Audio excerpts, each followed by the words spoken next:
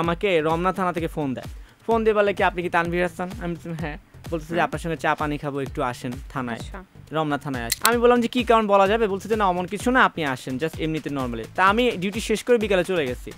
যাওয়ার পরে আমার লাইফের একটা বিভীষিকাময় ঘটনা। তো ওইখানে উনি ওই নাটকটা বানায় নেই, না বানিয়ে কিছুদিন ঘোরানোর পর অনেক কাহিনী আমাকে আটকে রেখে একদিন বললো যে স্ক্রিপ্ট নিতে আসো। আমি গেলাম, যাওয়ার পর আমাকে আটকে রেখে জোর করে সাইন নিয়ে নিলে এরকম যে আমি নাটক বানাবো না, টাকাটা তুলে নিয়েছে। কিন্তু আসলে আমি টাকা নিইনি। 18 সালে একদিন আমি দেখলাম যে একজন ফেসবুকে স্ট্যাটাস দিয়েছে ওই ডিরেক্টরের নামে, যে এই ডিরেক্টর আমার 5 লক্ষ টাকা মেরে দিয়েছে, হ্যাঁ, এবং একে খুঁজে পাওয়া যাচ্ছে না, আমি পুলিশে মামলা করছি, পারলে ধরায় দেন।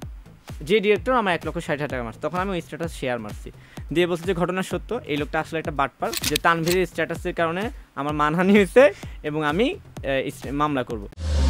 জাগো এফএম এর অ্যাপ এখন পাওয়া যাচ্ছে অ্যাপ স্টোর এবং প্লে স্টোরে।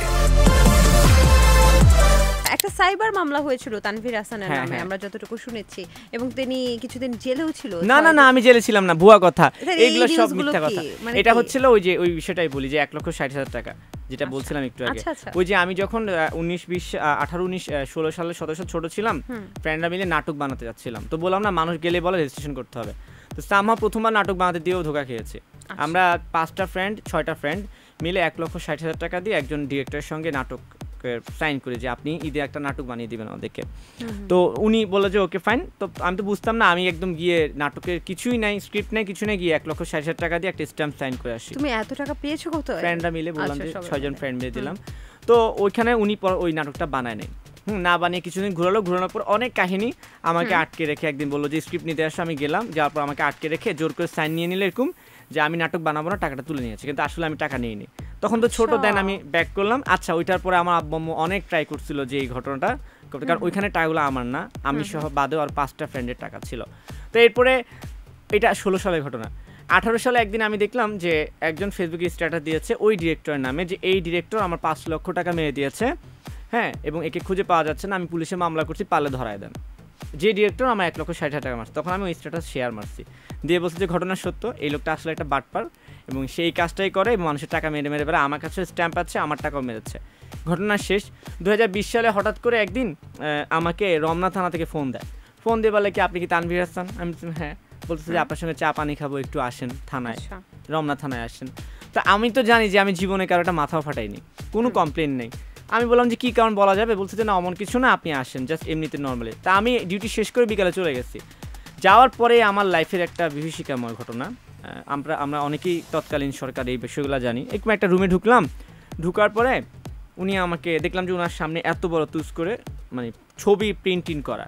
আমি ঢুকার সঙ্গে সঙ্গে আরও 3 জন লোক রুমটায় ঢুকলো, ঢুকে আমার ফোনগুলো এভাবে সরাই ফেললো হাত থেকে। পরে বলতেছে তানভীর হাসান, হ্যাঁ। এরপরে আমি একটা ছবি দেখালো, আমার প্রোফাইলের ছবি, মানে উনি প্রিন্ট করে রাখছে, এটা আপনার প্রোফাইল? হ্যাঁ প্রোফাইল। অমুক ডিরেক্টরের সঙ্গে আপনার কী সমস্যা? তা আমি তো জানি না। আমি বললাম যে না তেমন কোনো সমস্যা নেই, 16 সালে উনি আমার 1,60,000 টাকা নিয়েছিল, টাকাটা দেয়নি, এটাই এখন পর্যন্ত আমি টাকাটা পাই। বাট ওনার সঙ্গে 18 সালের পর থেকে আমার কোনো যোগাযোগ নেই, এখন 2020 সাল চলে। পরে উনি আমার একটা প্রিন্ট দেখায়, বলে কি এই স্ট্যাটাসটা কি আপনি দিয়েছেন? তো ওই যে শেয়ার করা পোস্ট, আমি হ্যাঁ দিয়েছি। তো বললো যে এই যুগে এসে কেউ এরকম বোকামি করে, আপনি স্ট্যাটাসটা শেয়ার দিয়েছেন, উনি তো আপনার নামে ডিজিটাল নিরাপত্তা নিয়ে মামলা দিয়েছে যে আপনি স্ট্যাটাসটা দিয়ে ওনার মানহানি করেছেন। মানে আমি পুরো তো এর মধ্যে ওই সাইবার পুলিশ বসে বসে আমার আইডি নিল, মোবাইলটা নিয়ে আমার ফেসবুকে ঢুকে ওই স্ট্যাটাস খুঁজতেছে।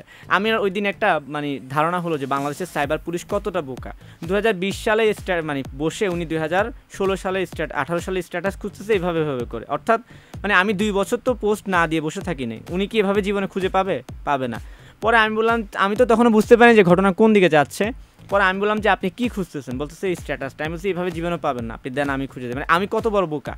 তো আমি বললাম তখন আমি নিজে খুঁজে দেখেন। আচ্ছা ঠিক আছে, কি হলো? প্রমাণ হয়ে গেল যে আপনি স্ট্যাটাস দিয়েছেন, আপনি সাইবার মামলার আসামি, সেকেন্ড আসামি। যেহেতু যে স্ট্যাটাস দিয়েছে সে ফার্স্ট আসামি, আর আমি হচ্ছে সেকেন্ড আসামি। আর মামলা এজারটা হচ্ছে এমন যে মজার বিষয়, মামলাটা এখনও চলমান আছে, আশা করি এটা সলভ হয়ে যাবে। বিষয়টা হচ্ছে যে ওই লোক 2020 সালে জার্মানি চলে গেছে, ওই পরিচালক। যাওয়ার 3 দিন আগে ওনার মনে হয়েছে যে তানভীরের স্ট্যাটাসের কারণে আমার মানহানি হয়েছে এবং আমি মামলা করব। আসলে আমার কাছে যতটুকু মনে হয় উনি যেহেতু জার্মানি চলে গেছে, উনি আসলে এই মামলাটা আসলে একটা সুযোগ নিতে চেয়েছিলেন। ওই যে ওখানকার একটা বলে না রাজনৈতিক আশ্রয় বা সামথিং কিছু একটা আছে, অ্যাজাইলাম বলে, ওই বিষয়গুলো সাপোর্টের জন্য উনি আসলে এখানে মামলাটা করে ফাঁসিয়ে দিয়ে গেছে। তো আমার বিরুদ্ধে আমি কখনো জেলে যাইনি, কিছুই নাই, মামলাটার সমন জারি হয় বলে মনে হয়, সমন জারি হয়েছে, আমি গিয়ে হাজিরা দিয়েছিলাম, আমাকে জামিন দিয়ে দিয়েছে। তবে মামলার যে প্রধান আসামি সে মনে হয় 6 মাস বা 3 মাস জেলে ছিল। কারণটা হচ্ছে যে সে হাজিরা দেয়নি, সে পাত্তা দেয়নি। কারণ ডিজিটাল নিরাপত্তা আইন কিন্তু অনেক কঠিন একটা আইন, যেটা এখন আর কেমন আছে যায় না, কিন্তু ওই সময়টা তো অনেক কঠিন ছিল। এইটাই ছিল ইস্যুটা। এবং আমার ওই কিছু নিউজ হয়েছিল যে জামিন পেলেন। জামিনটা বলতে মূলত আমি আদালতে হাজিরা দিয়ে জামিন নিয়েছি, আমি 1 দিন 1 মিনিট 1 সেকেন্ডও কখনো জেলে যাইনি। Jago FM 94.4